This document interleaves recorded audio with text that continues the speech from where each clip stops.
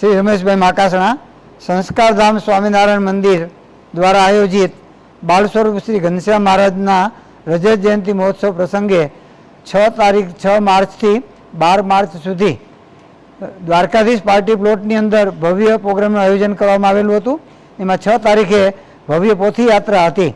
એમાં 1000 બહેનો 1008 બહેનોએ પોથી ઉપાડવામાં આવેલી, 108 બહેનોએ કળશ ઉપાડેલા હતા અને ભવ્ય ગાડાની અંદર તેમજ અન્ય વાહનો અને બેન પાર્ટીઓ દ્વારા ભવ્ય રીતે સ્વામિનારાયણ મંદિર સરનાળા રોડથી તે દ્વારકાધીશ પાર્ટી પ્લોટ સુધીની ભવ્ય પોથી યાત્રા હતી। આતશબાજી અને નાચગાન સાથે ભવ્ય રીતે આ પોથી યાત્રા પૂર્ણ કરવામાં આવી। ત્યાર પછી સવારથી સાંજ સુધી બંને બપોરે 3:30 થી 6:30 અને રાત્રે 8:30 થી 11:30 સુધી શાસ્ત્રી સ્વામી જગતપ્રકાશદાસજી સ્વામી અને પુરાણી સ્વામી દિવ્યપ્રકાશદાસજી સ્વામીના મુખ્યથી કથાપાન કરવામાં આવતું હતું। દરરોજ 4000 માણસો ભોજનનો લાભ પ્રસાદનો લાભ લેતા હતા। 3 કાર્યક્રમો અગત્યના હતા।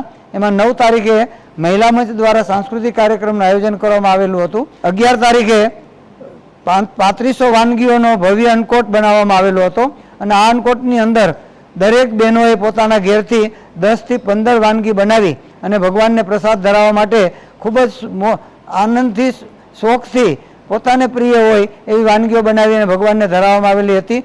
અત્યાર સુધીમાં મોરબીની અંદર કે મોરબી જિલ્લામાં આવો અન્નકોટ ઉત્સવ ક્યારેય ન થયો એવો અન્નકોટ ઉત્સવ અહીંયા કરવામાં આવેલો હતો।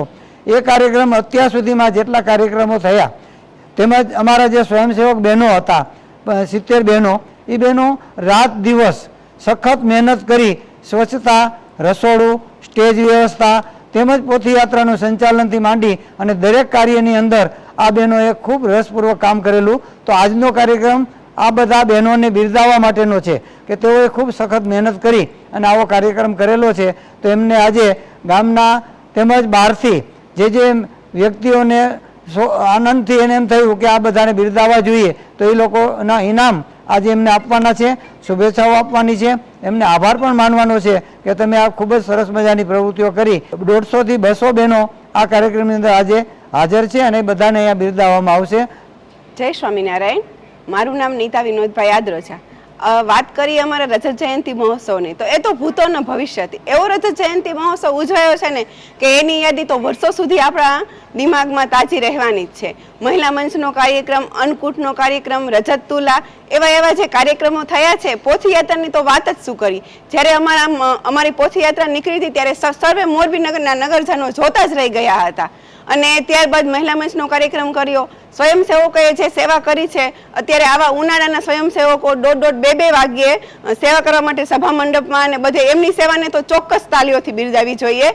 ત્યાર પછીની વાત છે આપણા મહિલા મંચના। તો મહિલા મંચના કાર્યક્રમને અમને પ્રોત્સાહન આપવા માટે જે ગિફ્ટ માટેના જે દાતાઓ થયા અમને અને તેમને પ્રેરણા આપી કે તમે જે ભગવાન માટે સારું કાર્ય કર્યું છે તો કોઈ પણ વ્યક્તિને પ્રેરણા મળે તો તેમને બીજી વખત તે કાર્યક્રમ કરવાનો શોખ થાય કે અને મહારાજને રાજી કરવા માટે બહેનોએ ખૂબ મહેનત કરી છે। ત્યાં મહિલા મંચ હોય, સ્વયંસેવક હોય કે અન્નકૂટ બનાવનાર બહેનો હોય તો આ કાર્યક્રમ તો કદીય ભૂલાઈ શકાય તેવો નથી।